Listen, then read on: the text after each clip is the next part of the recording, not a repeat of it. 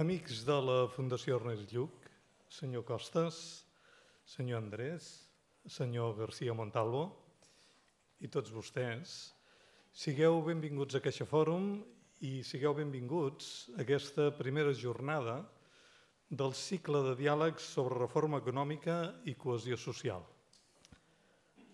En la presentació del cicle se'ns diu que tan important com el debat expert ho és la forma de diàleg en què el debat es desenvoluparà. El diàleg esdevindrà protagonista i especialment en aquest moment que vivim és en si mateix un gran missatge.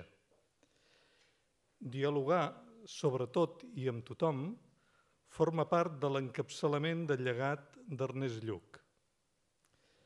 Més enllà de les accions i dels seus per què que les expliquen o justifiquen, hi ha els processos, el com es realitzen les accions, i això és el que les qualifica.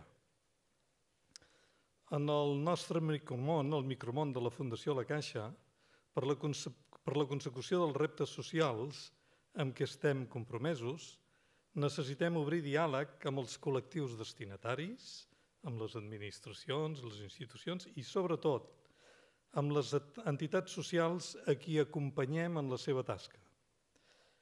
Necessitem també obrir diàleg amb nosaltres mateixos i amb les diverses visions i posicionaments davant de la realitat social. Ens és difícil, molt difícil. Sabem que no en sabem prou, però sabem que el diàleg és l'autèntica via de progrés. Ens sentim, per tant, especialment interessats per l'eix de cohesió social sobre el que giren les trobades, però sobretot pel format de diàleg que les qualifica. Ha estat un honor acompanyar la Fundació Lluch en el primer cicle de diàlegs del curs passat i ho és poder-ho fer de nou en el que comencem avui. Els desitgem l'èxit d'audiència i de la repercussió, perquè l'èxit d'ajuntar veus tan diverses i de tanta qualitat ja l'han aconseguit. Moltes gràcies.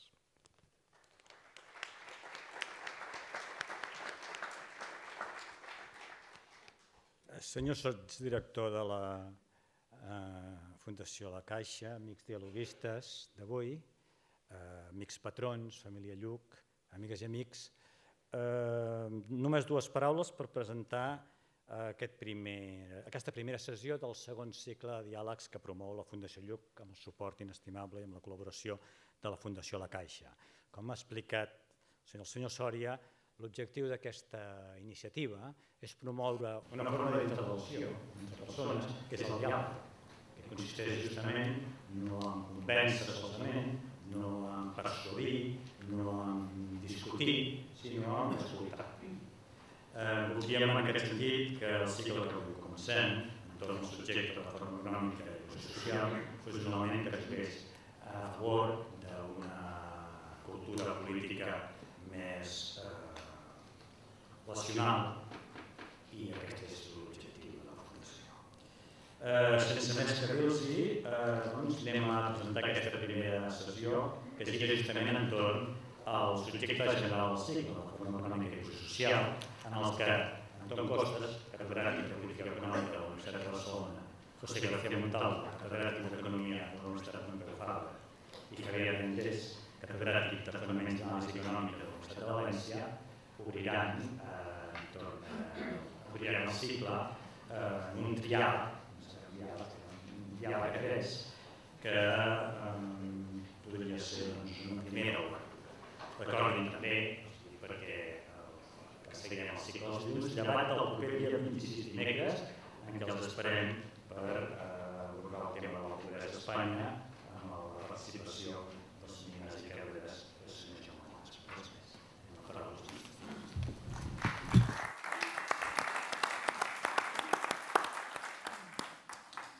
Buenas tardes, en todo caso por mi parte.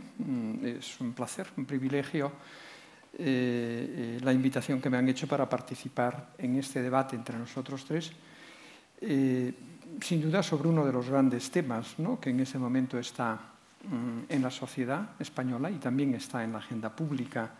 Si no interpreto mal, la Fundación lo que nos hace es preguntar qué relaciones hay entre las reformas económicas que se están llevando a cabo o que se discuten y la cohesión social. Y también nos pregunta, un poco lo que he visto en el diseño, nos pregunta un poco si la pérdida de cohesión social podría llegar a ser un riesgo para la propia democracia, ¿no? Por lo tanto, ahí hay una concatenación entre reforma, cohesión y riesgos para la democracia, supongo entendida en el sentido un poco de cohesión política, ¿no? de nuestros países. En segundo lugar, no. Adicionalmente, por lo que he visto, no sé si después estamos de acuerdo todos, identifican cohesión social la Fundación con desigualdad. De alguna manera, por lo que he visto, la idea es si veo que está aumentando la desigualdad a través de desigualdad de ingresos, desigualdades sociales variadas, entonces yo voy a afirmar que aumenta también disminuye también la cohesión. Vamos a ver. Mi posición inicial es que las reformas, en un sentido que después supongo que habrá tiempo para entrar en ellas, forman parte de la vida, ¿no? La reforma entendida como cambio de reglas, ¿no? Forman parte de la vida económica, de la vida política y de la vida social y hasta familiar. Una regla es el divorcio en la época en que no había divorcio y una regla diferente, una reforma es la ley del divorcio que me cambia las relaciones de pareja. Para mí, insisto, que la reforma, entendida como proceso de cambio, es algo consustancial a la dinámica económica y a la dinámica social y política.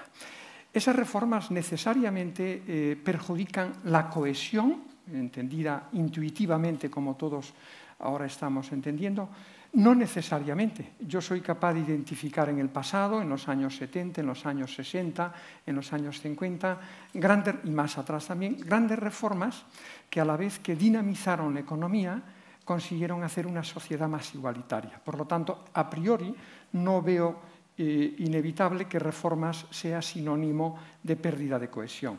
Pero sí puede ocurrir, y yo creo que ahora sí está ocurriendo, que hay una secuencia donde algunas de las reformas están provocando una mayor desigualdad y si aceptamos la idea de que desigualdad va asociada a cohesión, diría entonces que hay pérdida de cohesión.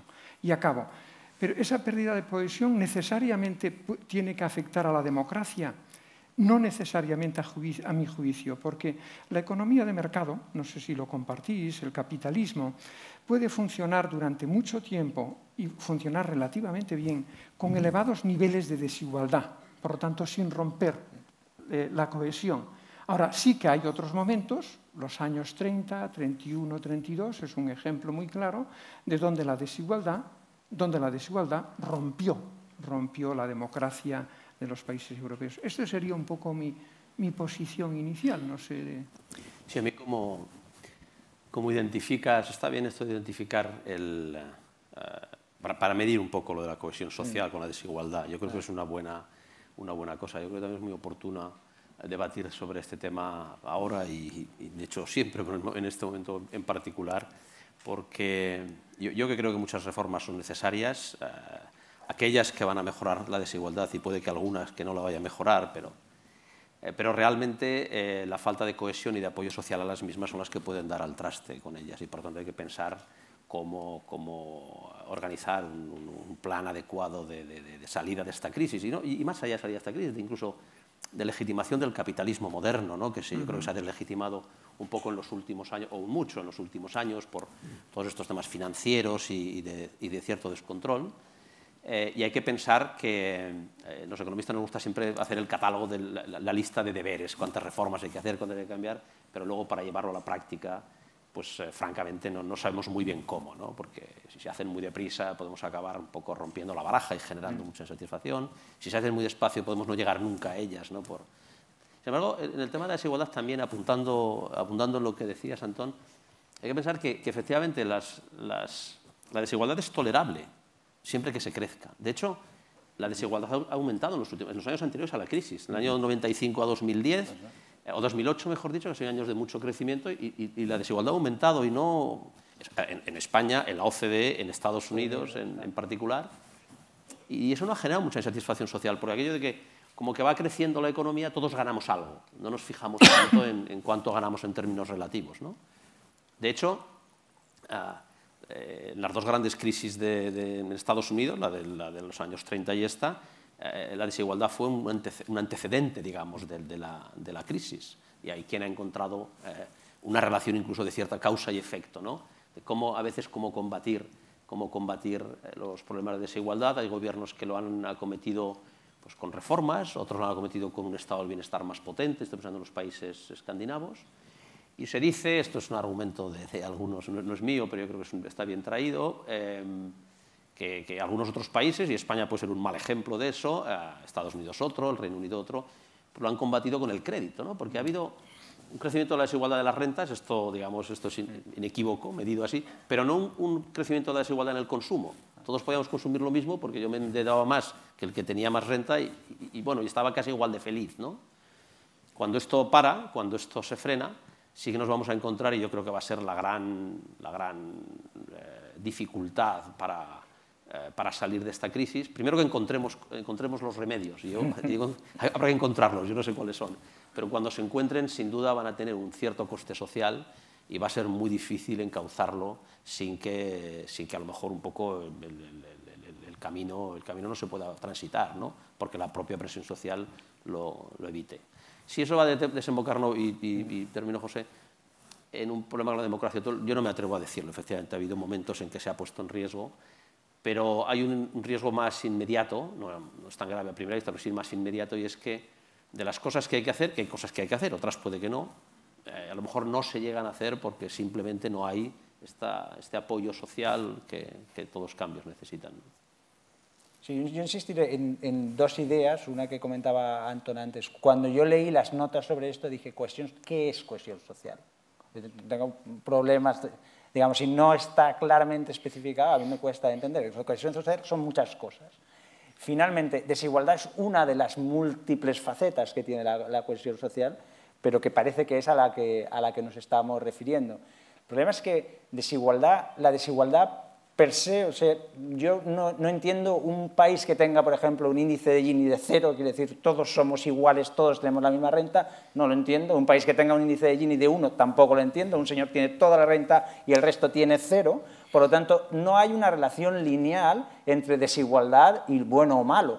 Por lo tanto, entre medio hay algún punto que será un punto de desigualdad óptima, socialmente aceptable, como queramos llamar. Esto sí que creo que, o sea, lo que es inaceptable, digamos, es la desigualdad de oportunidades, la desigualdad de resultados.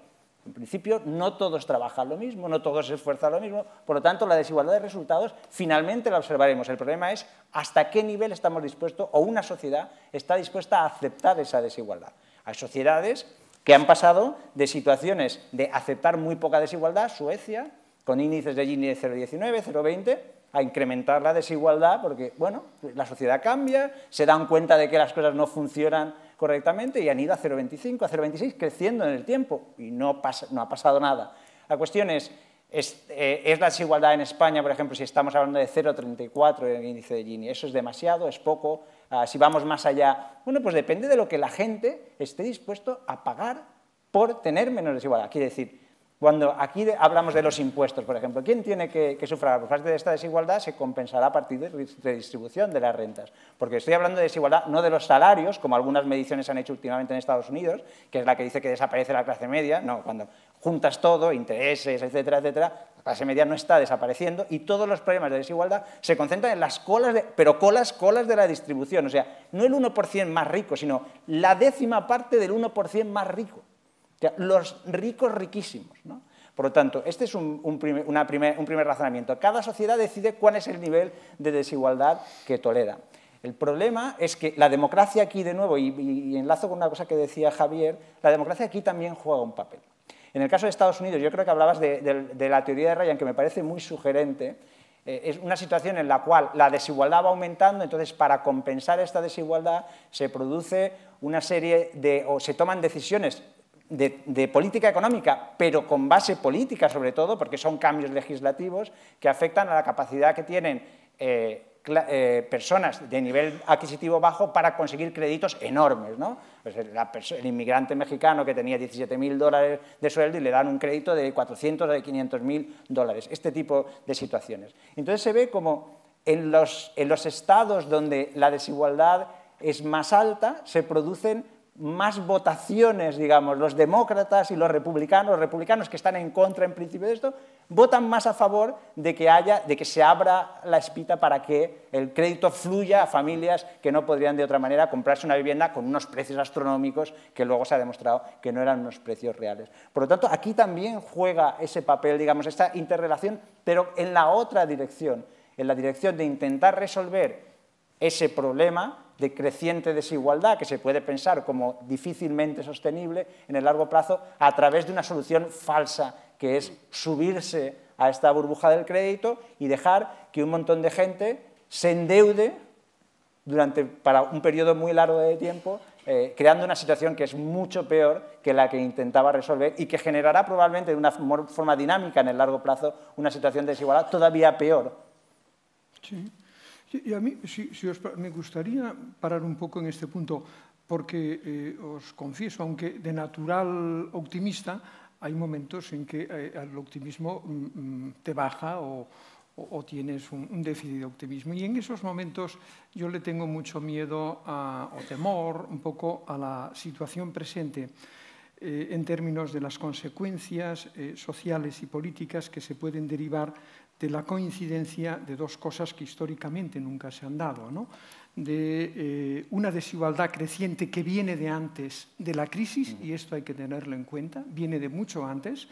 Entre los años 50 y los años 75, en todo el mundo occidental, la desigualdad se redujo. La economía funcionó fantásticamente bien, hubo crecimiento, hubo mejora, aumento de clases medias y reducción de desigualdad. Y por algún motivo, que tendremos que explicar algún día, a partir más o menos, ¿no?, de mediados de los 70, la desigualdad de ingresos ha comenzado y no ha parado hasta hoy.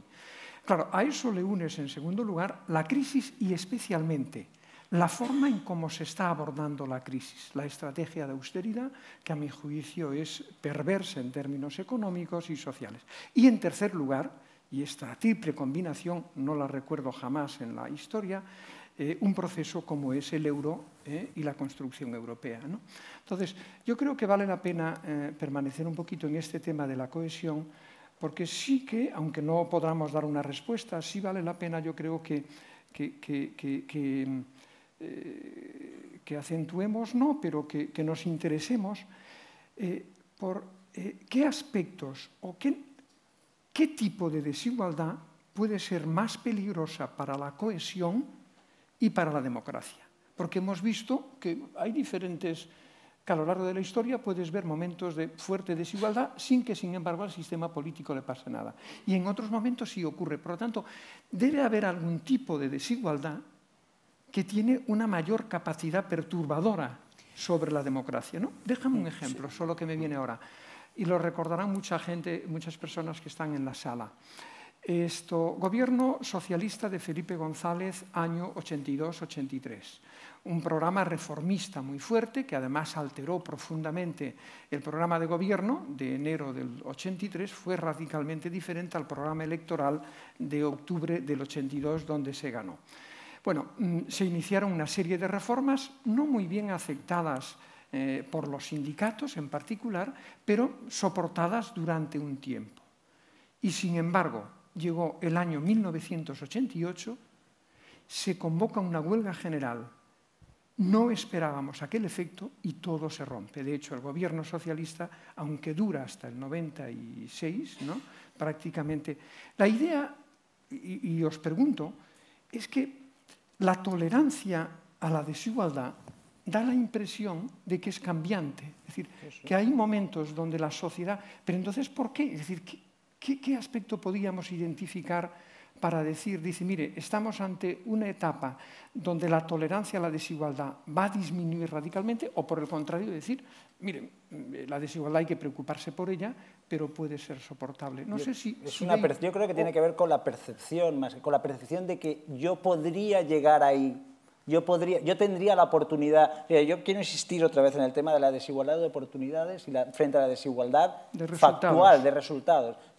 Cuando existe desigualdad de oportunidades, alguien, en un momento dado, si hay igualdad de oportunidades y diferencias de resultados, yo puedo pensar, bueno, no me he esforzado lo suficiente, no he tenido suerte también, porque la suerte es otro factor que participa en estas cosas. Pero si no hay igualdad de resultados y no hay igualdad de oportunidades, y además estoy viendo que cada vez hay menos igualdad de oportunidades, porque se están cerrando puertas, porque veo que unos señores tienen más ventaja que otros porque hacen sus actividades, esto me fastidia particularmente. Sin embargo, en el corto plazo, aunque eso es cierto como diseño, yo también estoy por una sociedad que tenga igualdad de oportunidades y luego los resultados un poco sean los que sean y en todo caso haya un estado del bienestar que cubre en la medida en la que pudiera ser monitorizado, que no es fácil, aquellos casos de mala suerte, donde ha sido la mala suerte lo que te ha llevado allí, ¿no? Pero eso es un diseño un poco... Ahora yo creo que en este momento la gente no estará mirando tanto en los oportunidades versus resultados, porque ahora lo que estamos teniendo en carne viva, digamos, son los resultados, ¿no? Es decir, de la noche a la mañana, una buena parte de la clase media se está desclasando, si se quiere, está sufriendo directamente los ajustes presupuestarios, las distintas reformas, la incertidumbre que eso genera y, por tanto, en este momento yo creo que va a ser, decías, ¿qué tipo de desigualdad es la que debería preocupar más? Yo creo que la que preocupa más un poco la de exclusión, la que lleva aparejada dualidad en el mercado de trabajo o la dualidad extrema, que es el desempleo, por supuesto, ese tipo, porque las desigualdades salariales, a lo mejor estoy diciendo aquí una cosa inadecuada, es una impresión muy personal, creo que esa siempre, un poco la gente siempre puede pensar que puede ascender en la escala social de una manera u otra, o esforzándose más, o teniendo más suerte, pero cuando una parte de la sociedad empieza a notar que realmente está teniendo el paro de larga duración, el paro juvenil, etcétera, ese es el que yo creo que es difícil de resolver. Y por una doble razón. La primera es porque la sociedad genera mecanismos para paliar, y adecuadamente así, porque claro, en las situaciones de mucho sufrimiento,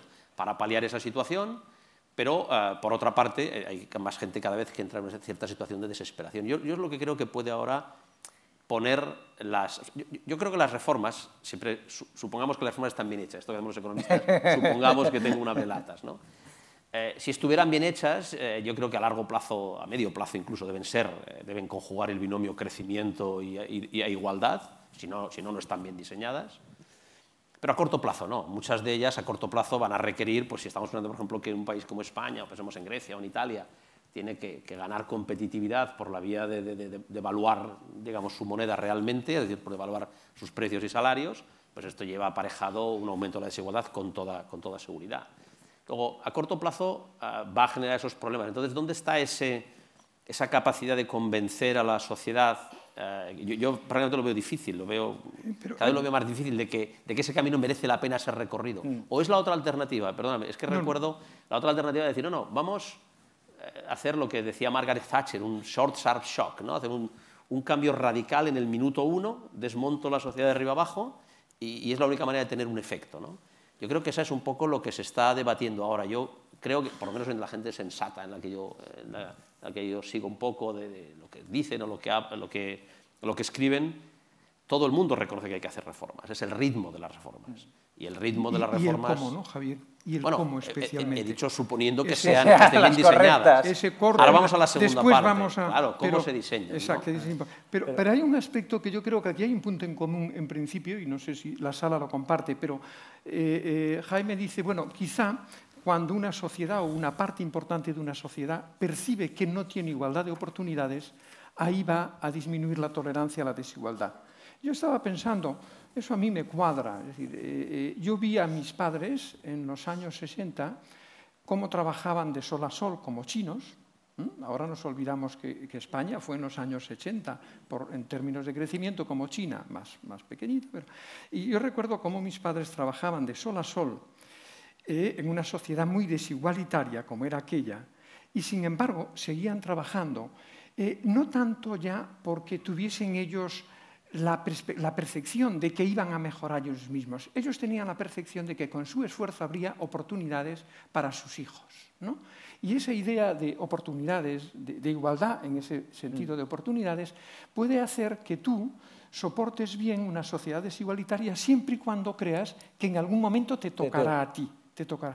Pero en el momento en que tú comienzas, decías, y yo en eso lo apoyo, en el momento en que tú o mucha gente comienza a percibir que por mucho que te esfuerces, a ti no te va a tocar, tú entonces cruzas el tráiler en el camino, ya sea una huelga general, ya sea lo que sea, cruzas el tráiler y dirás, pues si yo no voy, aquí ni va ni Dios, ¿no? Es decir, yo no sé. Porque yo creo que la gente a veces no tiene, y sobre todo la gente que mira España desde el extranjero, muchas veces no tiene la memoria histórica ni mira hacia atrás. Cuando hablan, oh, el desempleo en España está al 25%, el desempleo juvenil casi al 50%. Oiga, hemos estado 3 veces. Es la tercera vez, sí. Es la tercera vez que estamos igual. No es nada nuevo, por aquí ya hemos pasado. Hemos pasado y, por lo tanto, debe ser algo estructural. Necesitamos esas reformas. ¿Cuál es el problema? El problema es que lo sabemos bien, hace mucho tiempo que se escribieron muchos artículos sobre las reformas siempre se hacen en tiempos de crisis. Y el problema es que una crisis como la actual requiere una rapidez de actuación, porque estamos, digamos, estamos con el corazón en un puño cada día. Entonces requiere una rapidez de actuación que quizás no lleve a hacer las reformas estructurales en la dirección correcta por las prisas de vamos a hacer lo que toca para salir del problema que tenemos esta semana, porque la semana que viene tendremos otro y quizás tengamos que hacer otra cosa completamente distinta. Y porque los beneficios, si vienen, van a tardar. Van a tardar, o sea, esta crisis va a ser larga. Pero Jaime, yo no sé si si ahí estamos de acuerdo en una cosa. Es verdad, esta sociedad, y además en vida nuestra, digamos, ya la hemos vivido, ha pasado ya por 2 momentos anteriores donde los niveles de desempleo fueron muy elevados. Pero yo creo que ahora hay algo que es distinto. A ver si estarías de acuerdo o no. ¿Por qué digo que es distinto? En primer lugar, a mí me sorprende y me deja anonadado el ver el bajísimo grado de emancipación de los jóvenes en España, que casi el 62% de los jóvenes entre 19 y 31 o 32 años vivan con sus padres.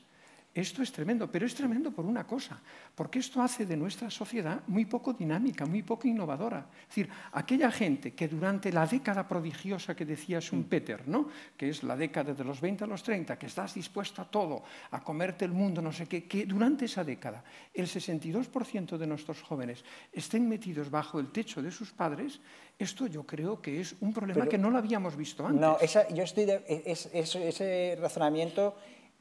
yo estaría de acuerdo con un twist que es distinto, que es, eso ha sido mucho menos, o sea, la emancipación durante la década prodigiosa ha sido mucho mayor que en los periodos anteriores donde llegamos hasta el 50%. Y ese es el problema ahora.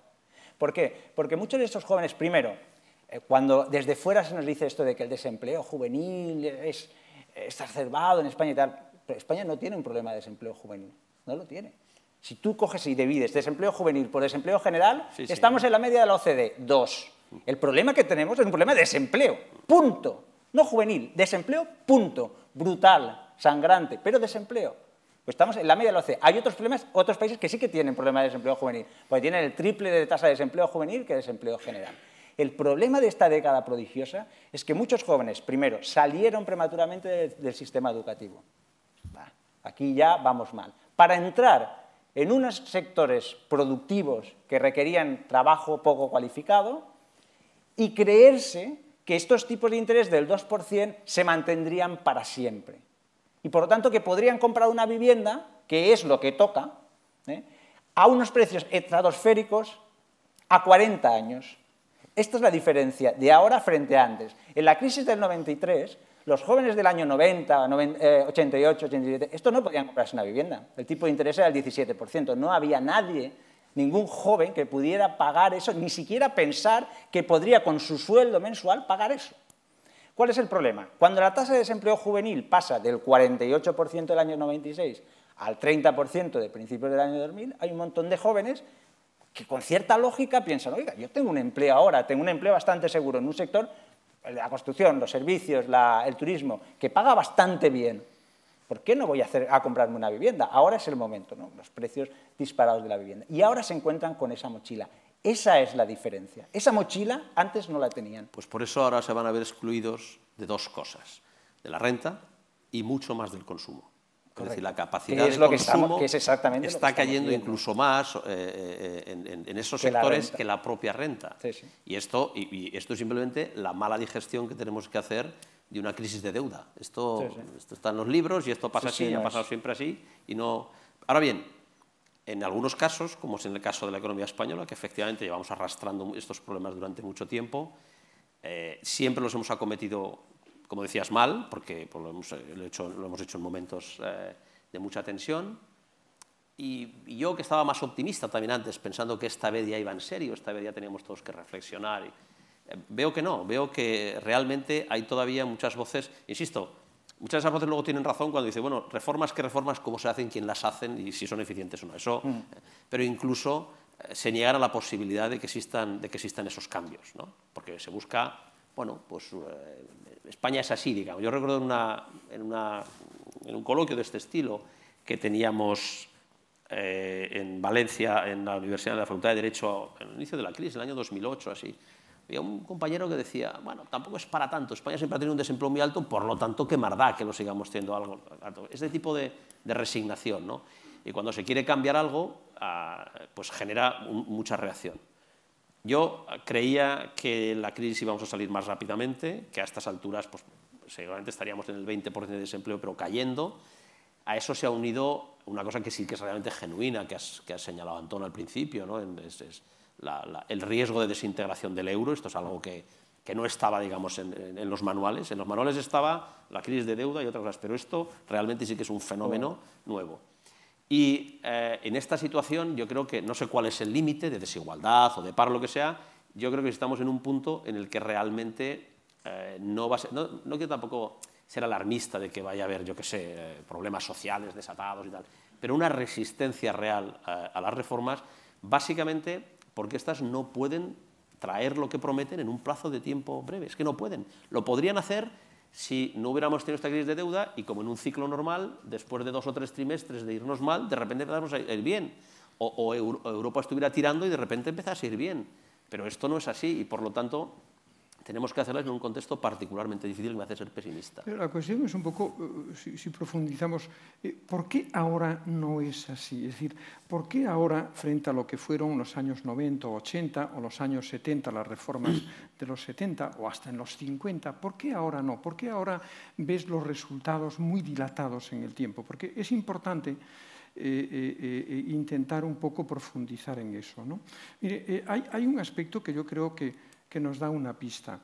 Que yo sepa, no me viene a la cabeza ningún otro momento donde haya habido 2 recesiones económicas en solo 3 años. Es que realmente es una misma recesión. Es la misma, es la misma. misma. Pero cojo esta línea. Es una technicality que no tiene mucha... Pero cojo esta línea, dice, si yo veo que hay 2 recesiones económicas en solo 3 años, eso me permite preguntarme por qué motivos, si antes nunca ha habido. Y es que aquí, en realidad, lo que estamos sufriendo ahora o viviendo ahora no tiene ya, tiene algo que ver, pero voy a exagerar, mucho que ver con la crisis financiera de 2007-2008. La segunda recesión es una recesión autoinfligida en Europa. No, yo no estoy de acuerdo con eso. No, por eso. Sí, yo no estoy de acuerdo con eso. Y el caso japonés yo creo que es un caso muy claro de país que sale, entra, sale, entra. Digerir los balances, unos balances tan sin duda. pesados. Es una cosa que se tarda mucho. Javier, no. Mira, en el año 2000, a final del 2008, no era un debate que tuvimos en Mallorca, era otro. A finales del 2008, comienzos del 2009, yo tuve un debate con un presidente de un banco muy conocido y próximo a la institución en la que estamos. Y a él le preguntaban, ¿cuánto va a durar esto? ¿No? Y él decía, mire usted, lo que es la recesión, 2 años, ¿no? Y lo que es salir de la crisis, pues 3 años. Y a continuación venía yo, no me doy ahora de listo, pero venía, ¿y usted qué dice? Dice lo mismo que el presidente, pero multiplicado por 2. ¿Por qué motivo? Por lo que acabas de decir, porque cuando sabes algo de historia financiera y sabes que cuando las crisis tienen su origen en una burbuja de crédito espectacular que ha metido en los balances de las familias en las de las empresas y de las instituciones financieras, ha metido activos que en muchos casos tienen un precio que no tiene nada que ver con su valor de largo plazo, hay que limpiar los balances, como dices. Y eso me dice la historia financiera, que si lo hago bien, tarda una media de 6-7 años. Y si lo hago mal, pues Dios sabe cuánto lo hago. Yo creo que lo estamos haciendo mal, especialmente porque en Europa, a partir de mediados del 2010, se ha introducido una nueva crisis que es, a mi juicio, una crisis autoinfligida. Una cosa sobre ese punto. La diferencia con esta crisis, en las otras crisis normalmente lo que pasa en una crisis normal, en un ciclo normal, es un ciclo, es un poco de agotamiento, ¿no?, de una ola innovadora o lo que sea. Una crisis de deuda es una crisis resultado de que te has comido el futuro. Claro.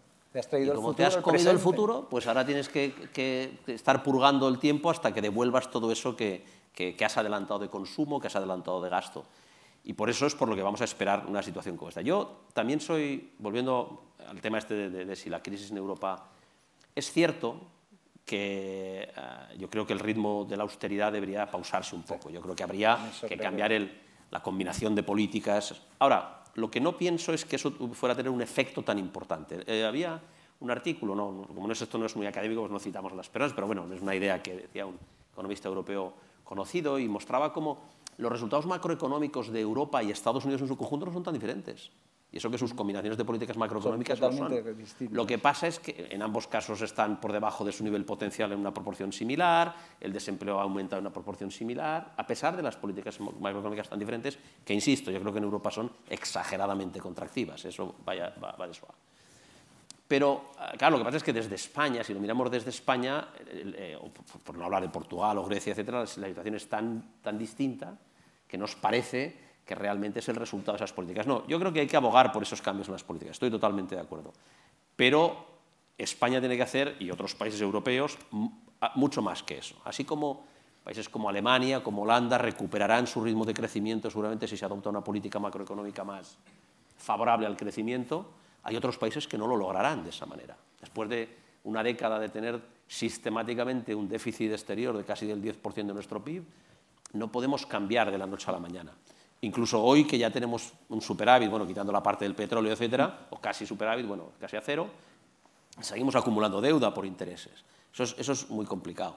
Luego, aunque es cierto esa parte de la crisis, que estoy de acuerdo que nos la estamos un poco ganando a pulso, eso no nos tiene que esconder una cosa, y es que aún en el hipotético caso de que realmente cambiemos ese rumbo después de las elecciones alemanas, a lo mejor cambia algo, etcétera, España, por hablar del caso concreto de España y otros países, tienen todavía mucho camino que hacer con las reformas, que es el que hablábamos antes. Es decir, esto pasará para Holanda como una cosa muy mala, pero bueno, como una recesión pequeñita, que lo han pasado unos un poco peor y tal, pero para otros países va a suponer una necesidad de cambios muy profundos. Sí, yo estoy totalmente de acuerdo con esto. Yo creo, y creo que antes lo comentábamos, ¿no?, que hay ritmos de reducción del déficit público que son imposibles, simplemente, que no se han visto nunca, ni se verán, porque simplemente son imposibles, y que hacer una prospección de vamos a reducir el déficit público y no cumplirlas mucho peor que ser más, digamos, pesimista o más realista e ir al ritmo que se puede ir.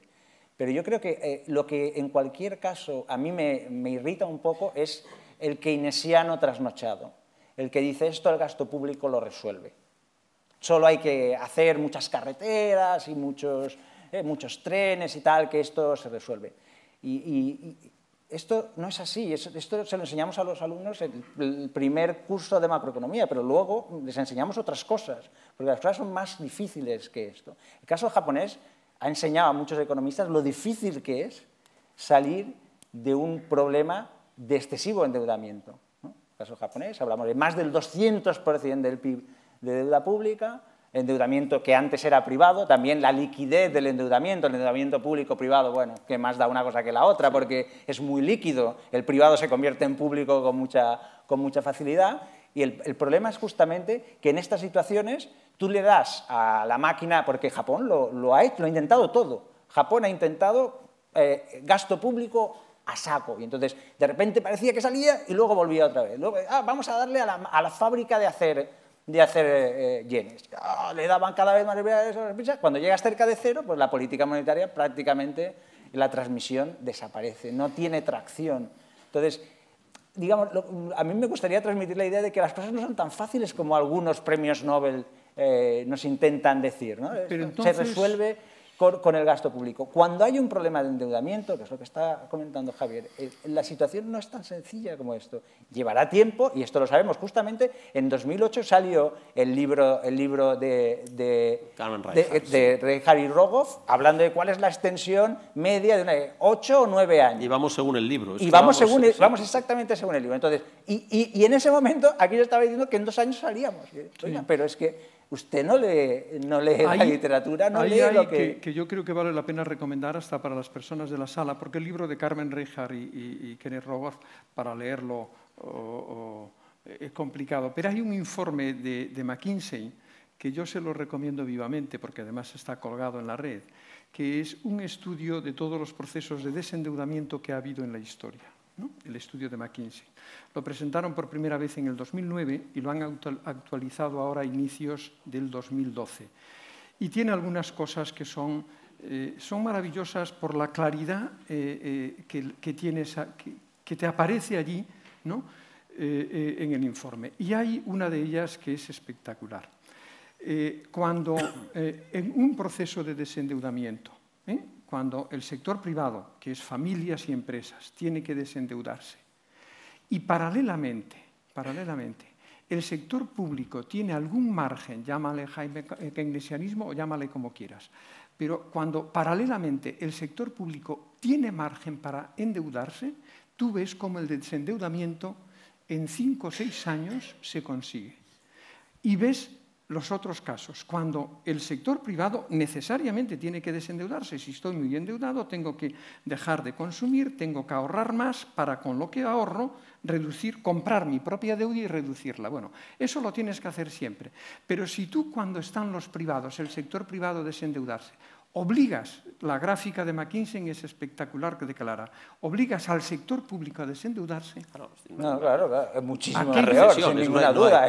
Pero esto es parte de nuestro conocimiento, por lo tanto, para un poco hacerlo como más vivo el debate, ¿no? Cuando tú niegas toda posibilidad. Mi pregunta es, ¿y entonces, Jaime, qué haces? ¿Dejas que el enfermo por sí mismo se recupere, caiga? No niego toda posibilidad. No niego toda posibilidad. Lo que digo es que la economía no dice que el gasto público lo resuelve todo y en cualquier situación. Eso no es así. Ni el pobre Keynes lo dijo. Ni lo dijo. Y entonces, precisamente, perdona, José, que te corte. Una de las cosas que yo creo que se están haciendo mal y que sería bueno replantearse es todos estos ajustes fiscales, por supuesto hacerlos a otro ritmo, pero hacerlos mejor hechos, mejor pensados. Porque se puede... ¿Están pensados? Bueno, porque cuando dices mejor se supone que están pensados, ¿no?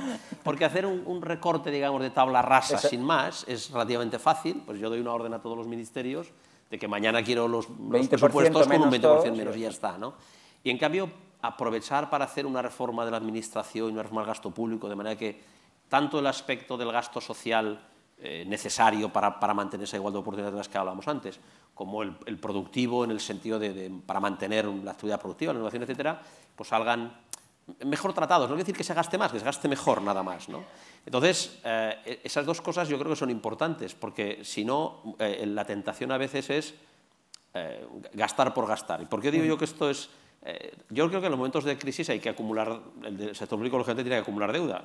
Pensemos en los recortes. El año pasado fueron 9.000 millones, ¿no?, de déficit, era el 9% de nuestro PIB. Esto, si no me salen mal las cuentas, son como 250 millones de euros cada día de deuda para abrir el chiringuito de la economía. Es decir, todo lo que contribuimos los españoles y aquí todo lo que gastamos. Bueno, pues cada día tengo que endeudarme 250 millones de euros. Uno de los recortes que se hacía era, bueno, la Administración General del Estado va a gastar este año 600 millones menos de euros. ¿Cuantísimo es eso? 3 días. 3 días. 3 días de déficit de todo el año, ¿no? Entonces, ese tipo de cosas hay que hacerlo con un poco más de cabeza y no lanzar el mensaje de que voy a recortar, porque además eso genera un efecto de incertidumbre. Si nos van diciendo que es que se va a recortar sin más ni más, incluso el que puede consumir deja de hacerlo. Si hay que haber un plan bien explicado. Y por eso yo no lo voy a responder, pero lo planteo. Está la pero siguiente ni yo cosa. tampoco, pero creo que hay márgenes. perdóname. A José le dices Jaime. Le he dicho varias veces. Ya, te entiendo perfectamente. No, pero... No te preocupes. Discúlpame que... José, vamos a ver. Simplificando un poco, y después... Porque quiero hablar un poquito de Japón. Porque yo lo de Japón me parecía una barbaridad lo que habían hecho los 20 años hasta el año 2009. Y desde 2009 me caen cada vez más simpáticos lo que han hecho. Es decir, el ver lo mal que lo hacemos en Europa me está llevando cada vez a ver más simpático lo que han hecho en Japón. Pero antes de eso, yo veo un poco la economía como un avión que tiene 3 motores. Un motor principal, ¿no? Un motor principal y 2 motores auxiliares en las alas. El motor principal del avión es el sector privado, sin duda. Consumo e inversión, y cuando eso funciona, el avión mantiene vuelo, mantiene velocidad de crucero, va de coña, ¿no? Pero cuando por el motivo, en este caso, que es un sobreendeudamiento, que de pronto te gripa el motor privado, es decir, te lo gripa porque hay que dejar de consumir, ahorrar para desendeudarte, en ese momento el avión te hace así, te pica hacia abajo. Pero el comandante en ese momento tiene que recordar que tiene 2 motores auxiliares, que no podrá abusar mucho de ellos, pero que tiene 2 motores auxiliares, que es la política monetaria y que es la política fiscal. Pero ¿y cuándo ya los ha usado? Espera, ¿y cuándo ya los ha usado? De acuerdo. ¿Y cuándo tienes un plan E que te ha quemado? Espera un momento, Jaime. No el plan E. Ay, José. No el plan E. No, un super plan E. No, pero no es algo diferente. No es el plan E exactamente. El problema es cuando se ha utilizado, cuando el avión iba normal, pero querías ir un poco más rápido. Exactamente. Voy a llegar allí porque le he prometido a mi familia que estaré para la cena. Lo nuestro es porque cuestión de matiz en la me parece metáfora. poco. Es cuestión de matiz en la metáfora. Me refiero a lo siguiente. Pero es importante. Más que el déficit o no, el problema, siempre refiriéndonos al caso de España, seguramente otros países también, es hemos indiciado muchos gastos. No solamente que la gente dice, hemos hecho muchas obras, tal. Bueno, pues una obra se hace y si luego no se utiliza, pues bueno, he perdido dinero, vale. El problema es que hemos indiciado muchos gastos a un ritmo de crecimiento de los ingresos públicos que eran claramente insostenibles. Y entonces estábamos, de hecho, utilizando el motor público constantemente. Y además mal utilizándolo, porque era un momento de crecimiento en donde hubiéramos podido dar más juego. Y hubiéramos podido aplicar otras políticas que... Entonces, en vez de eso, lo estábamos utilizando para ir todavía más deprisa y cada claro. no ya cada político, nos metemos con los políticos y los economistas. Íbamos fuera y decíamos, uy, España va como una moto, tal, no sé qué. Realmente todos, Javier, pero es que todos hemos sido culpables. Tu avión, ¿no?, es nacional. El mío es un Airbus, es europeo. Yo estoy pensando en términos de Europa. No, lo digo. Pues en términos de Europa, como te he dicho, en términos de Europa, Europa no es tan diferente y ahí de no Estados debería, Unidos. porque fijaros una cosa. Hace 2 semanas, David Cameron, que es el ministro de Economía y Hacienda inglés, ha hecho un pequeñito, a mi juicio, un sutil cambio, pero importante. Y el caso británico es ilustrativo por lo siguiente, porque hace 2 años y medio, cuando Cameron y Osborne, perdón, Osborne y Cameron, hoy veo que tengo un problema. Cuando ganaron las elecciones hace 2 años, Inglaterra no necesariamente necesitaba un plan de austeridad. Seguramente no tanto. No tanto. Y sin embargo lo metieron. A mí en aquel momento, viendo aquello, mi sensación era que abocaban a la economía inglesa a la recesión. Pero ellos pensaron que como estaban fuera del euro, ¿no?, y podían devaluar la austeridad interna, la reducción del gasto privado interno, la iban a compensar con mayor demanda externa por devaluación y ala. Mi idea era que no, y realmente la economía británica es que es un desastre. Ya en la segunda recesión, lleva 3 trimestres consecutivos y hace 2 semanas David Osborne ha anunciado un poquito de keynesianismo, porque ha anunciado 2 cosas. Primero, que en los presupuestos de este año va a meter una política de obras públicas y, en segundo lugar, que va a crear un banco para la pequeña y mediana empresa. No quiero llevar la discusión al límite. Decía que lo nuestro lo veo más como una cuestión de matiz en el avión, pero yo pensaba el avión europeo, porque claro, hoy la política monetaria ya no es un avión nacional, es europeo. Y a mí me falta ahí, Javier. Sí, pero el hecho diferencial nuestro son las reformas. No, esto en Noruega... Yo quiero volver al tema de los impuestos que tú hablabas y mezclando con el tema del Reino Unido. El Reino Unido, antes de hacer las reformas impositivas que se pusieron en marcha, al menos parcialmente, se hizo una comisión que hizo un estudio largo, ¿verdad?, para hacer un sistema impositivo que como todo será más justo, menos justo, pero por lo menos era coherente entre los distintos impuestos y los distintos gastos y las priorizaciones. Aquí, la presión del tiempo quizás no nos ha dejado hacerlo, pero sin esto es imposible que nadie pueda percibir que los cambios que se están haciendo tienen un mínimo de coherencia. En otros sitios intentan darle una coherencia. Obviamente, quizás no nos pongamos de acuerdo, dependiendo de nuestra facción más o menos ideológica, en que eso sea los cambios, pero por lo menos se intenta dar una cierta coherencia. Yo volviendo otra vez al tema, lo que hay que hacer es una priorización en función de... Volviendo otra vez al tema de igualdad de oportunidades. Hay un tema fundamental, por ejemplo, aquí, cuando se debate sobre educación, que es otro de los temas que aparece en el listado. Yo creo que hay un tema fundamental. Creo que todas las investigaciones, desde hace mucho tiempo, lo que dicen es que la educación preescolar, la que es antes de los 3 años, es la base de la igualdad de oportunidades. Que en la universidad ya la igualdad de oportunidades se ha perdido. ¿Por qué? Porque a la universidad van los hijos de los universitarios. A mi universidad el 40 y pico % de los estudiantes son hijos de universitarios. Ahí ya no hay igualdad. ¿Vale? Bueno, en la tuya y en la mía no tanto. Bueno, pero en la media de todas, de todo el sistema, hay muchos más hijos de universitarios que no. Por lo tanto, digamos, el 78% de las rentas del trabajo financian el que gente que podría pagarse la carrera y que está pagando 6.000 euros en el instituto privado, no pague nada. Pero bueno, independientemente de esto, vas a enseñanza privada y hay un ministro que sale ahora y dice que la enseñanza preescolar es asistencial. Y que, por lo tanto, uno de los pocos sitios donde salimos bien en el informe que se presentó hace poco de la OCDE, que es en escolarización antes de los 3 años, probablemente la próxima vez que se haga ya tampoco saldremos bien en este. Ya no saldremos bien en ninguno, conseguiremos salir mal en todos. Yo creo que esa es la priorización que falta. Como decía Javier, llegan y dicen el 20% a todo. No diga, en educación preescolar no hemos llegado a una límite, hay que poner mucho más. Y en tal nivel donde la educación es particularmente privativa en el sentido de que los rendimientos acuden al individuo en particular, etcétera, y que es el que se beneficia, no como en la educación preescolar, que la mayoría de la rentabilidad es social. Aquí tienen que pagar una parte. Es un ejemplo de cómo tienes que estructurar un sistema impositivo y un sistema de gasto priorizando y diciendo, bueno, hagámoslo una cosa completa que tenga sentido. Pues en esto de la educación podíamos hacer una propuesta los 3 hoy aquí. Sí. Una propuesta que ¿Nos pondríamos de acuerdo? Está prohibido para cualquier ministro de Educación hacer reformas. Hacer más reformas, porque ya llevamos tantas que... Ahí está el punto. Yo, cuando venía a decir, una de las cosas que planteaba, siempre la idea de las reformas, cuándo, cómo y tal, luego quién las hace. A mí solamente se me ocurren 3 posibles agentes que hacen unas reformas. O lo hacen expertos, o lo hacen políticos, o lo hacen grupos de interés.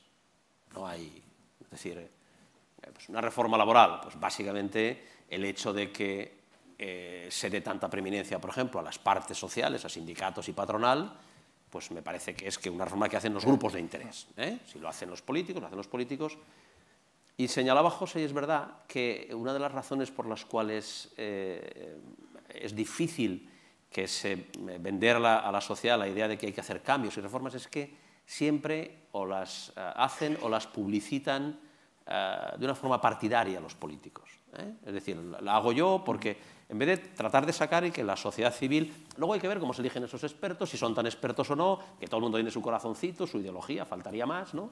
Pero un poco que quede, por lo menos que haya una especie de filtro de cosas que claramente no se pueden hacer o que claramente no habría que hacer. Luego ya el matiz que le quiera dar cada ministro al que Antón le quiere prohibir hacer reformas es otra cosa. Esa es una costumbre que aquí no se tiene y esto yo creo que hace desconfiar a mucha gente. A mí me hace desconfiar cuando me hace una reforma que no es de un tema que conozco. Por lo que dice, bueno, a saber este señor por qué ha hecho esto, por qué... Entonces, es una cosa que todos los... no se reivindica lo suficiente. Y desde la universidad no se puede hacer. Pero claro, si un experto reivindica... O sea, si alguien reivindica que los expertos tienen que hacer esto, parece que está postulando a continuación, pues yo soy experto en esto y póngame aquí en este sitio, ¿no? No se trata de esto, se trata un poco de institucionalizarlo. Luego, algo que a la hora de plantearse la reforma seguramente le daría un poquitín más de credibilidad, es algo que saliera, no del Parlamento, por Dios, esto lo tiene que aprobar el Parlamento, faltaría más, pero lo tiene que aprobar el Parlamento después de un libro blanco o lo que sea. y no se hace, o no se hace tal cosa, o cuando se carga el libro blanco luego directamente pues, uno se lo carga. Entonces, esa es otra forma para hacer, insisto, más digerible algo, y es, si se quiere, mi monotema de hoy, que creo que cada vez en estos tiempos va a ser más difícil de asumir. Oye, pues vamos un poco a qué reformas, porque son necesarias, y también al cómo, pero déjame, por si ha quedado una imagen mía de un trasnochado keynesiano, ¿no? Esto déjame hacer... No era una indirecta, ¿eh? Que cuando me has llamado Jaime no he pensado que me estabas era una indirecta. Lo entiendo y acepto eso, ¿no? Pero dejadme hacer una matización. Yo creo que nosotros estamos en la sutilidad, es decir, el avión tiene 3 motores y no se está utilizando bien los 2 motores auxiliares cuando el principal está.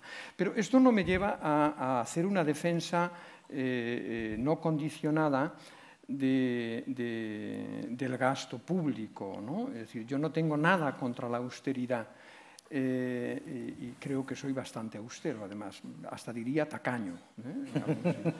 Pero yo en esto, más que un economista, ya soy discípulo José de San Agustín, ¿no?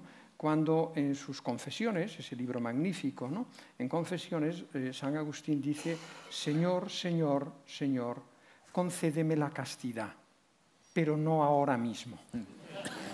Yo no sé los motivos que le llevaban a San Agustín en ese momento, pero yo sé los motivos que me llevan a mí a decir: Señor, Señor, Señor, concédeme la austeridad, pero no ahora mismo porque me arruina. Y aquí creo que estamos de acuerdo. Sí, en esto, ¿no? En el ritmo, Antón, yo creo... El problema es que en ese caso Dios escuchó a San Agustín todas las veces que le dijo esto, porque aquí, claro, concédeme la austeridad, pero no ahora mismo, nunca la tenemos. En los momentos de fuerte crecimiento seguimos siendo poco austeros.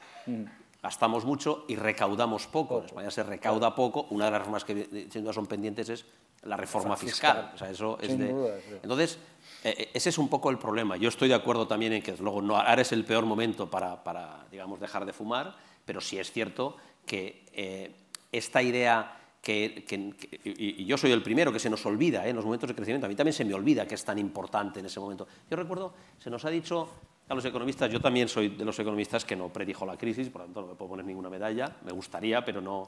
Pero sí recuerdo cuando en el año 2005-2006 salieron los presupuestos con casi un 2% de superávit. Recuerdo haber tenido muchas discusiones académicas, también digamos, en medios de comunicación, con personas que hoy se llevan las manos a la cabeza y dicen: ¿cómo es posible que hayamos...?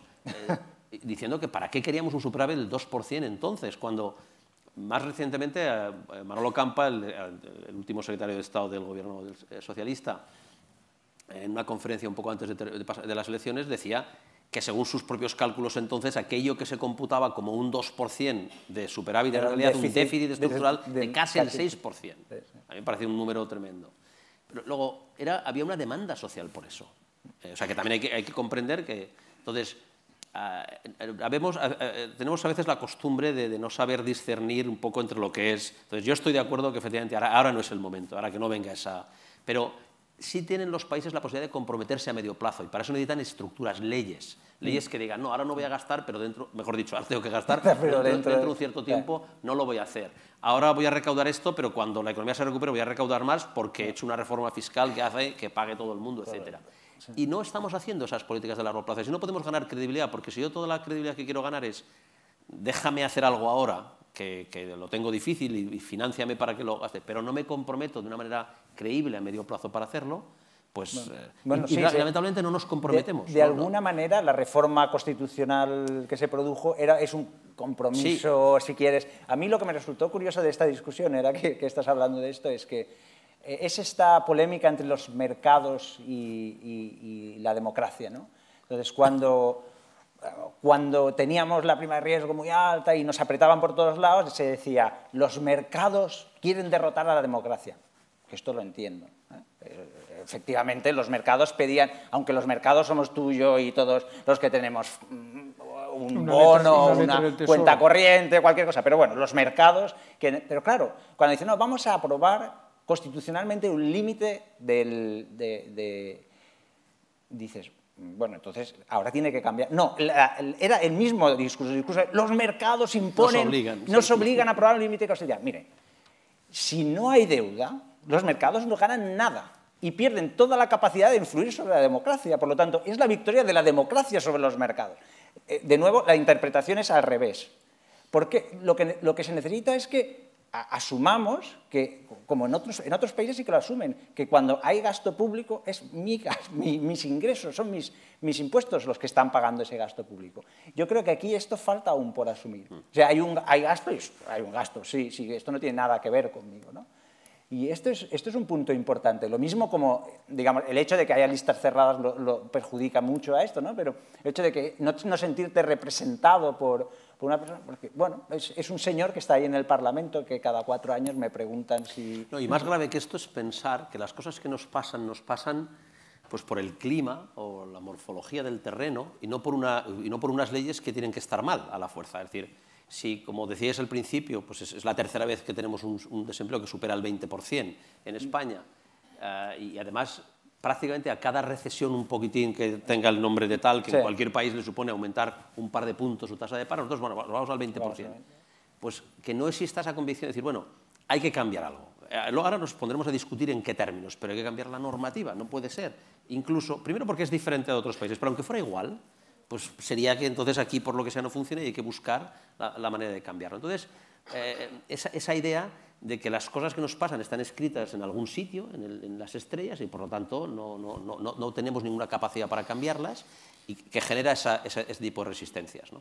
Por eso yo, por lo que el debate sobre más gasto público, menos gasto público, me parece muy importante. Por supuesto, yo creo que aquí todos nos hemos pronunciado porque el ritmo al que se está haciendo es simplemente imposible y ya está.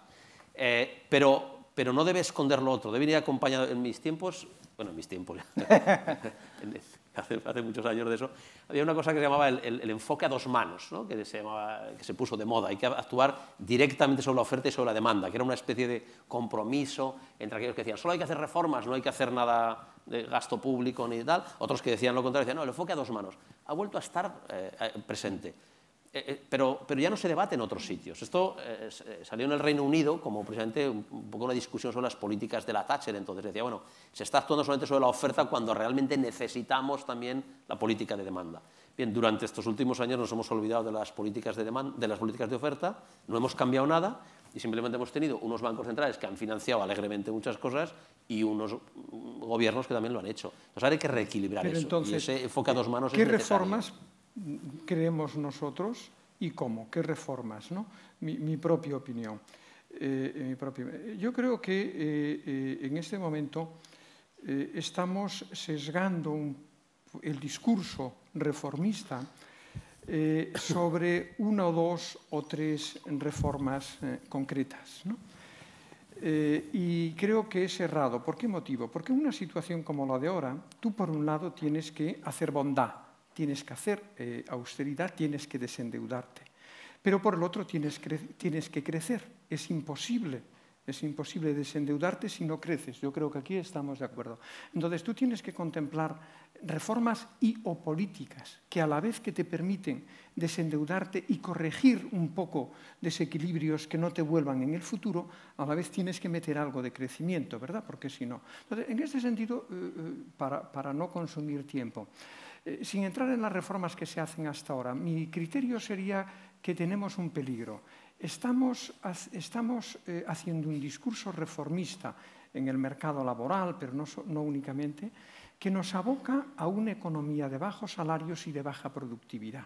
Y yo creo que tenemos que hacer un discurso reformista más completo, más integrado, donde, además de las cuestiones de mercado laboral, metamos toda una serie de cuestiones que hoy por hoy están olvidadas. Digo, primero, una reforma administrativa y política en España, político-institucional en España, que es muy importante, porque yo creo que grandes tensiones en el gasto público y en el déficit no vienen tanto por los ciudadanos, sino por la dinámica que se ha creado dentro de las propias administraciones públicas. Segundo, necesitamos una reforma empresarial, además de la laboral, para mejorar la productividad y la competitividad. Y aquí hay algo que yo creo que no ponemos con frecuencia en el debate público.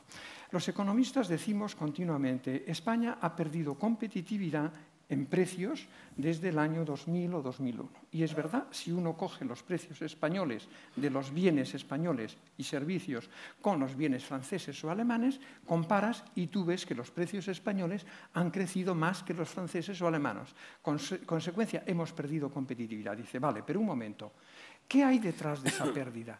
Dices, bueno, deben estar por un lado los salarios y por otro excedentes empresariales. Sí, y cuando vas a comparar, ves que no ha habido un problema.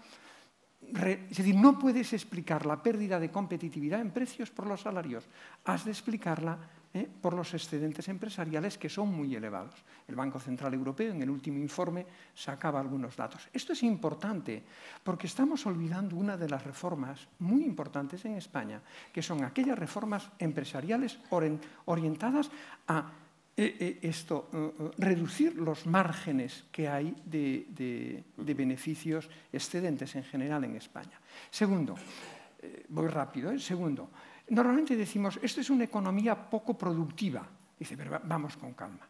Es decir, no usemos indicadores medias aritméticas para comparar la productividad española con la alemana, porque si la hacemos conjuntamente, salimos muy mal. Pero si tú haces, como ha hecho hace poco, ¿no? Jordi Wild, ¿no? Si tú haces lo siguiente, divides todas las empresas españolas en 4 grupos, grandes, medianas, pequeñas y muy pequeñas. Divides las alemanas en grandes, medianas, pequeñas y muy pequeñas. Recalculas las productividades y comparas. Y, oh, milagro, te resulta, está en el informe semanal, en el informe mensual del mes de julio, o de la Caixa, es un detalle para la Caixa. Van a ver ustedes esa comparación y un milagro. Resulta que la productividad de las empresas grandes españolas y en parte las medianas es igual o mayor que las alemanas. Que por cierto son las que exportan. Exacto. Son las únicas toda la exportación está concentrada en las grandes empresas. José, pero entonces pongámonos de acuerdo también aquí, además de prohibirlo a los ministros, en lo siguiente. Tenemos que desarrollar algún tipo de reforma empresarial en España que me aumente por la vía del incentivo, no a hachazos, a patadas, el tamaño medio de la empresa española. Si conseguimos eso, la mejora de productividad es importante y no tenemos entonces que hacer descansar solo más exportaciones con salarios más bajos.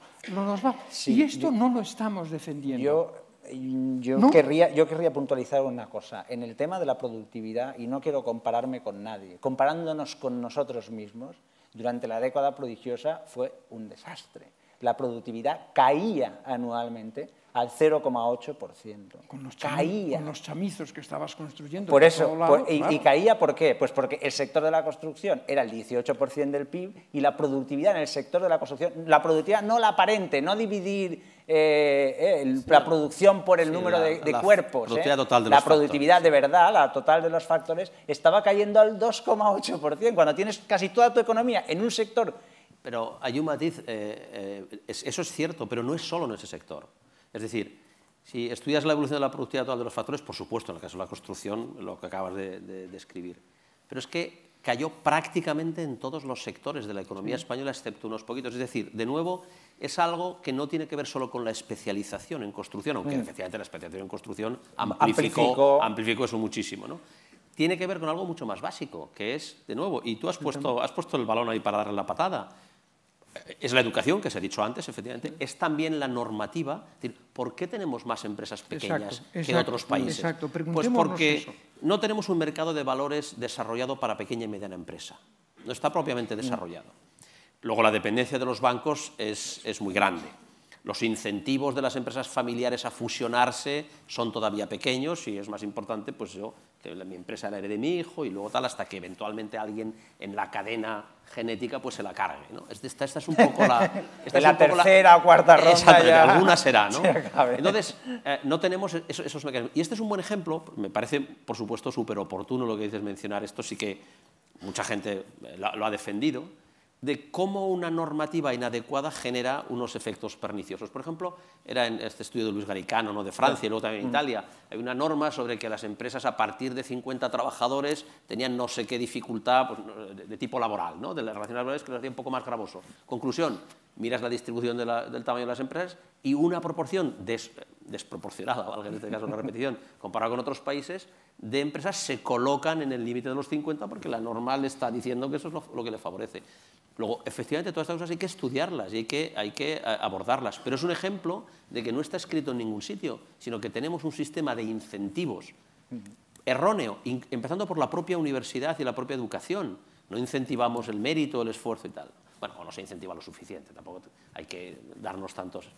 Entonces, este es el sentido último de las reformas que hay que transmitir a la gente. Es cierto que cuando tú tienes que hacer una reforma y a la vez lograr una devaluación real para ganar competitividad, alguien va a leer pues, blanco y en botella. ¿Quieren hacer una reforma para bajarme los salarios? Pues sí, es que en este caso eso es necesario, pero no la hago para que baje sus salarios. Necesito acompasar el crecimiento de los costes a la productividad y también el de los márgenes, cuando haga esa otra reforma, a lo que verdaderamente nosotros podemos competir fuera.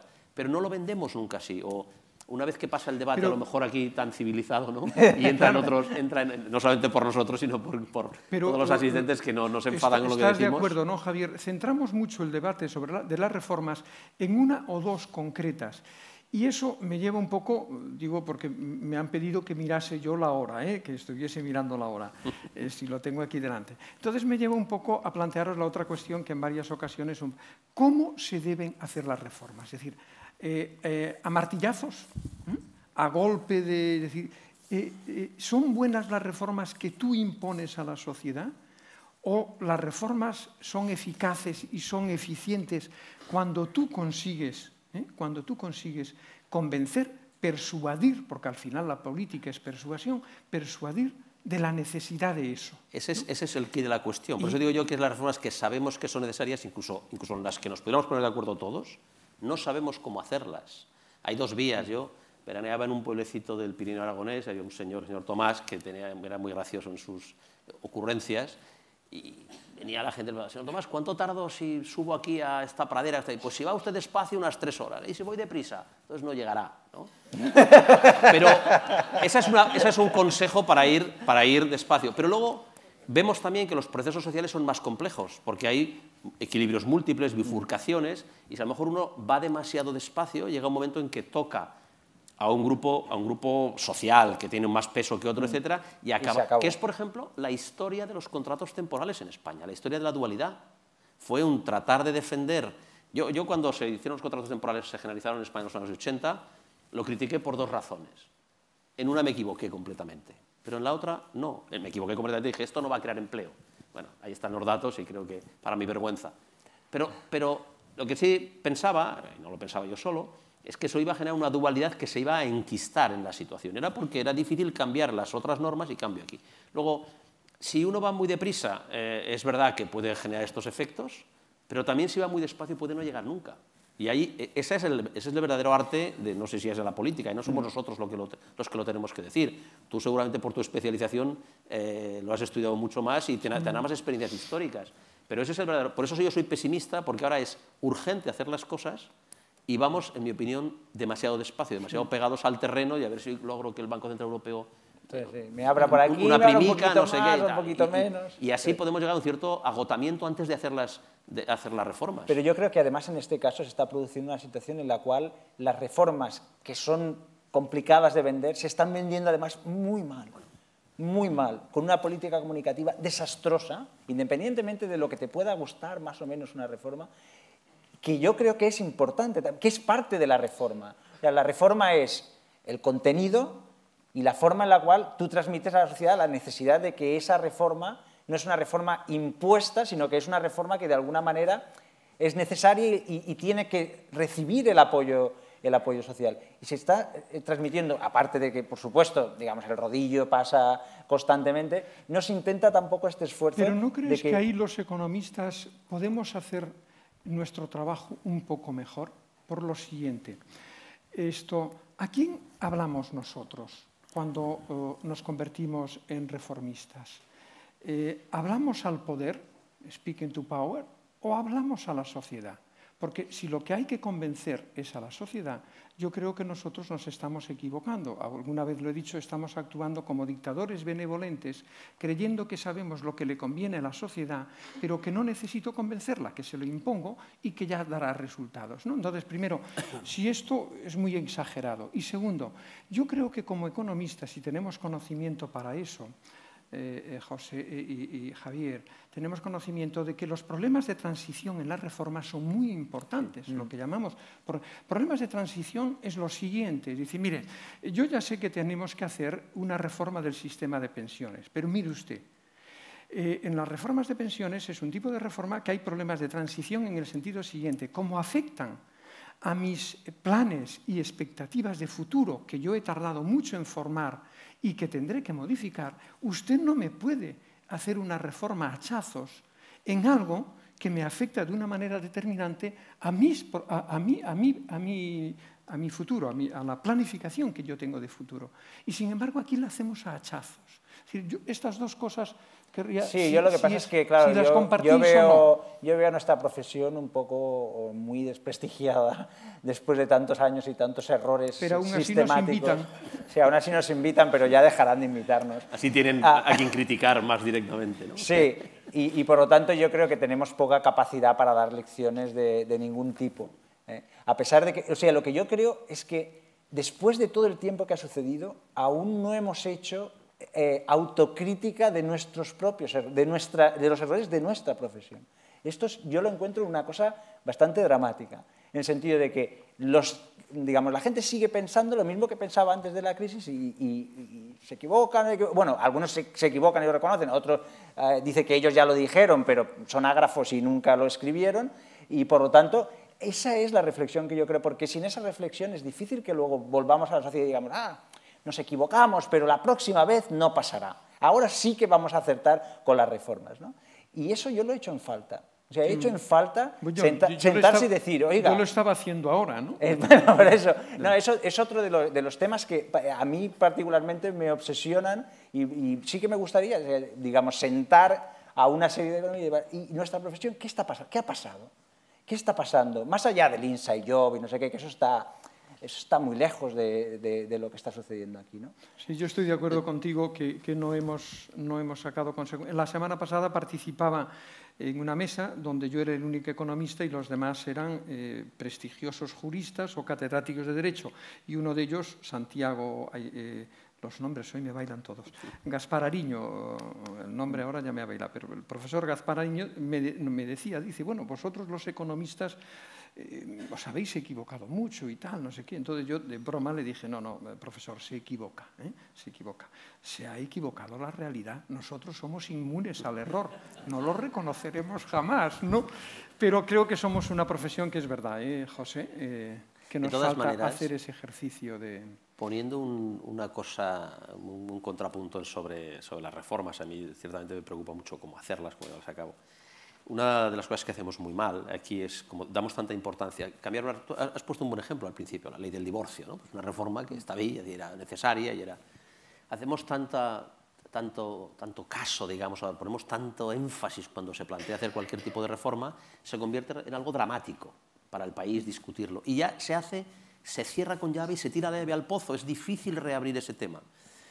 Y no hay lo que en muchos países hacen, hacer una reforma y la monitorizan, la siguen, y si no consiguen sus objetivos, que no pueden ser igual que la Unión Europea no nos puede pedir que bajemos el déficit al 6,5, porque no lo puede pedir, pero sí puede poner un objetivo intermedio. Yo quiero ver que usted ha hecho esto con el IVA, esto con tal. Pues esto igual, a lo mejor mi objetivo es reducir el desempleo, puede que no lo logre, pero yo quiero ver si está habiendo más contratos temporales o más permanentes, si está habiendo más de este tipo o el otro. Y no se monitoriza y de una manera natural dice...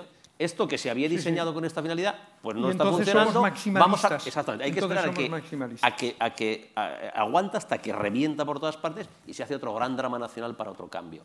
Pero eso es por lo que hay que desdramatizarlo, porque es la única manera de decir, mire, yo decía, y con esto seguramente ya terminó mi intervención, porque decía, los economistas no hemos sido capaces, cuando un grupo de economistas firmamos aquel documento de propuesta de reforma laboral de los 100, también estabas tú, José, y tal, muchos nos hicimos pues como aquello, ¿no? Nos hicimos a la mar, como quien dice, a predicar la buena nueva y a debatirlo donde hiciera falta. Yo lo he debatido en los foros digamos, diversos, ¿no? Y tratando de hablar, pues he ido a institutos a explicarles mi opinión y he ido a la Confederación de Empresarios, he ido a debatir con los sindicatos y lo he tratado de contar. Pero siempre me encontraba con este tema, esta idea de, era las palabras, no, la reforma, no. ¿De qué reforma habla? ¿O de esta medida concreta? Pues sí, o pues no, la vamos a probar y a ver si funciona o no. Y esto aquí nos falta. Y esto es lo que hace que sacralicemos demasiado la normativa. La próxima vez que veas al distinguido profesor, dile que los economistas nos hemos equivocado muchísimo.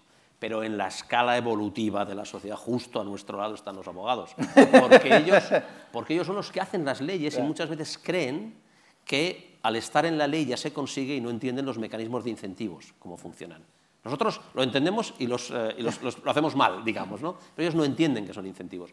Y las reformas son eso, es generar los incentivos adecuados para que la gente haga cosas distintas a las que ha hecho hasta ahora, porque las cosas que hemos hecho nos han llevado a este sitio, ¿no? Y no sabemos vender esto de esta manera. Y esto está, yo enlazaría con algo que decías antes sobre la necesidad de que hayan expertos de alguna manera. Este es un trabajo, el de la evaluación de los efectos de las políticas, sean intermedios o lo que sea, que es un trabajo poco ideológico en el sentido de que hay unos números, hay unos efectos, se puede discutir sobre esto, pero es un trabajo que sí que creo que podríamos hacer sin pretender que vamos a descubrir la pólvora, y hacer en un sentido profesionalmente de manera digna. Igual como se dijo, aunque yo creo que no se hace, que cualquier ley que tuviera efectos presupuestarios llevaría asociado una memoria económica.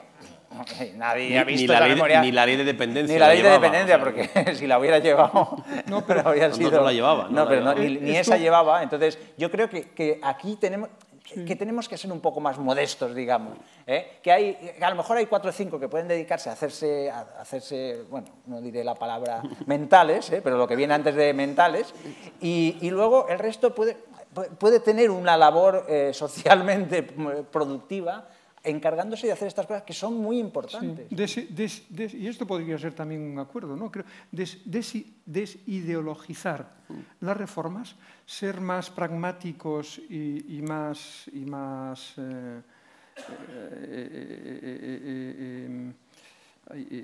no me sale la palabra, poner objetivos intermedios, más objetivos y ser pragmáticos en el sentido que si vemos que esos resultados no van apareciendo, pues se cambia, pero no ideologizar en el sentido, no creer que por hacer esto ya está y que ya tarde o temprano las cosas... Y además luego hay que defenderlo siempre porque lo hice yo y claro, esto es así tal. Desideologizar y ser ahí un poco más pragmáticos. Yo creo que esto sería... No es un mal acuerdo entre 3 economistas, en principio, ¿no? Cualquier acuerdo entre 3 economistas es un buen acuerdo. Es raro por lo raro. Hemos llegado a las 9 menos 10, que era el límite que nos habían dado. Yo espero que no lo hayan pasado del todo mal. Si es posible que hayan aprendido algo, o más que aprendido, que algo les pueda ser útil, estaríamos encantados los 3. Y por nuestra parte hemos hecho un pequeño acto de contrición, no llegó a penitencia, pero bueno. Muchas gracias a todos, gracias a la Fundación de la Caixa, gracias a la Fundación Ernest Lluch.